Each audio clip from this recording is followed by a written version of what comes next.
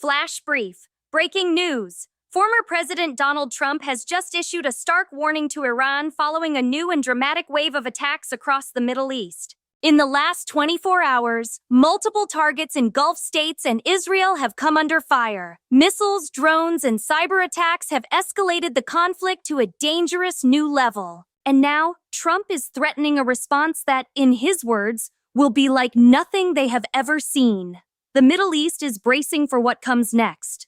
Let's start with what happened. Over the past 24 hours, a coordinated wave of attacks has struck multiple locations across the Middle East. In the Gulf states, a major oil facility in the UAE was hit by drone strikes. Fire erupted at the site, though officials say it was quickly contained. This is the third such attack on UAE infrastructure this month. Meanwhile, in Saudi Arabia, a ballistic missile was intercepted over Riyadh. Debris fell in residential areas, causing panic, but no casualties. The attack targeted the kingdom's defense ministry. And in Israel, air raid sirens sounded across the north as drones from Lebanon approached. The Israeli military intercepted 3 drones, but one reportedly struck an open area near a border community. Hezbollah, the Iranian-backed militia, has claimed responsibility. Now to the political fallout. Former President Donald Trump, who is campaigning for re-election, has issued a forceful statement from his Mar-a-Lago residence.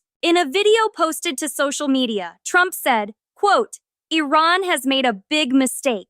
They are attacking our friends, they are attacking our allies, and they will pay a price like never before. If I were president, this would not be happening. And if they continue, they will face consequences that nobody wants to see." Trump did not specify what those consequences might be, but his allies suggest he is calling for a much tougher response than the current administration has pursued.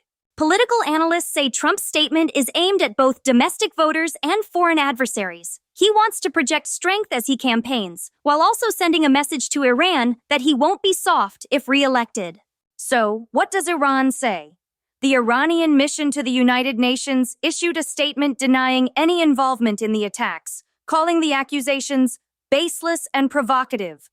But Iranian state media celebrated the attacks on Israel, calling them heroic operations by resistance forces. This mixed messaging is typical of Iran's strategy: deny direct involvement while praising those who carry out the strikes. Military experts point out that Iran has spent decades building a network of proxies across the region.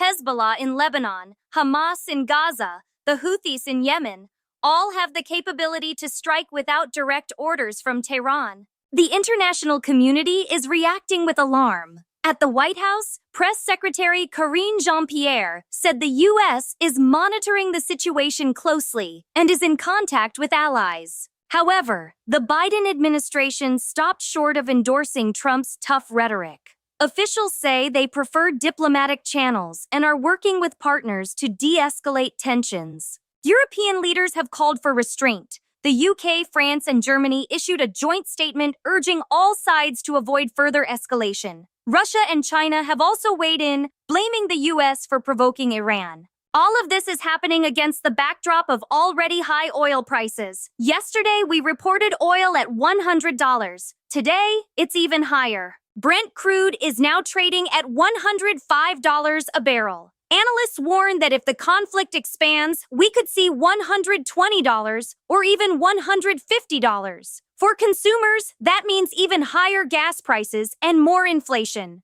So, what happens now? Experts say there are 3 key things to watch. Number 1, will Iran-backed groups launch more attacks? The wave may not be over. Number 2, how will the U.S. respond? Biden faces pressure to act, but also to avoid war. Number 3, will Trump's rhetoric escalate the crisis or serve as a deterrent? The next 24 to 48 hours will be critical. If another major attack occurs, the situation could spiral out of control quickly. For now, the region holds its breath. To summarize, a new wave of attacks has hit Gulf states and Israel. Trump has threatened a strong response. Oil prices are climbing, and the world is watching closely. This is Flash Brief, bringing you the latest updates as the world changes. If you want to stay informed, hit subscribe and turn on notifications. We'll be back tomorrow with more. Thank you for watching.